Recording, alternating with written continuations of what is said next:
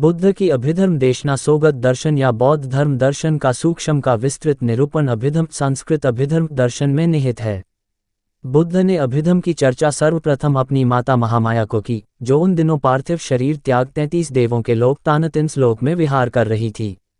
अभिधर्म की देशना में उन्हें 3 महीने लगे थे। प्रत्येक दिन वे अपनी माता को गूढ़ उपदेश देते और फिर पृथ्वी लोक में उत्तर अनोत्तर सरोवर में उत्तर सारिपुत्र संस्कृत शारिपुत्र को उन्हीं देशनाओं को स्मरण योग्य छंद बधकर पुनः सुनाते। सारिपुत्र उन छंदों का 500 विशिष्ट भिक्षुओं के साथ संगान करते थे।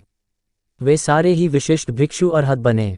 अभिधर्म की गुरु शिष्य श्रुत परंपरा का समुद्भव हुआ, अर्थात बुद्ध ने सारिपुत्र को, सारिपुत्र ने भद्दजी को अभिधर्म देशना दी। इस प्रकार अभिधर्म देशना भद्दजी, शोभित, पियजली आदि से होते हुए महिंद, महेंद्र, सम्राट अशोक के पुत्र इत्तीय, संबल, पंडित तथा भद्द नाम के माध्यम से श्रीलंका पहुंची। म्यांमार, थाईलैंड, कंबोडिया आदि देशों में अति गौरव को प्राप्त हुई, जहां आज भी इसका इतना आदर होता है जितना हिंदुओं के द्वारा ऋग्वेद का, मुसलमानों के द्वारा कुरान का तथा ईसाइयों के द्वारा बाइबिल का। अभिधर्म का अर्थ अभिधर्म, अभि और धम, धर्म शब्दों के योग से बना है, जहां अभि शब्द अतिरेक या विशेष का द्योतक है तथा धर्म शब्द यथार्थ या देशना का परिचायक है।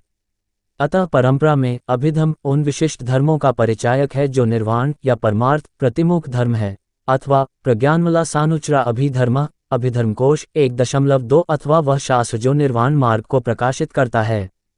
पाली परंपरा में भी उपर्युक्त विवेचना की पुष्टि होती है, जहां बुद्धघोष ने धम्म शब्द को साधारण देशना अर्थात सुत्तपिटक की देशनाओं के संग्रह के रूप में तथा अभिधर्म को अभिधर्म पिटक में संग्रहित विशिष्ट या अतिरिक्त धम्म देशना की सूक्ष्म विश्लेषणात्मकता के संदर्भ में प्रयुक्त माना है। देखें उद्वसालिनी 1.2 बिल्कुल ढीली है और न ही इतनी कसी के जीवन की वीणा ही टूट जाए। बुद्ध ने तब उन्हें प्रतिचस्मुदाद के दर्शन की देशना दी। यह दर्शन यह दर्शाता है कि प्रत्येक सांसारिक घटना किसी अन्य घटना पर निर्भर होती है। दूसरे शब्दों में यह कहा जा सकता है कि प्रत्येक घटना की निष्पत्ति किसी अन्य घटना पर निर्भर है।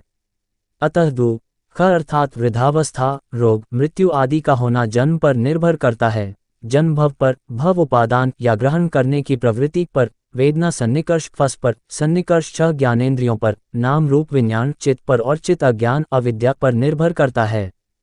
अतः अज्ञान ही दुख का मूल कारण है तथा अज्ञान नष्ट कर निर्मल चित्त का निर्माण ही धर्म चक्र प्रवर्तन का सार है।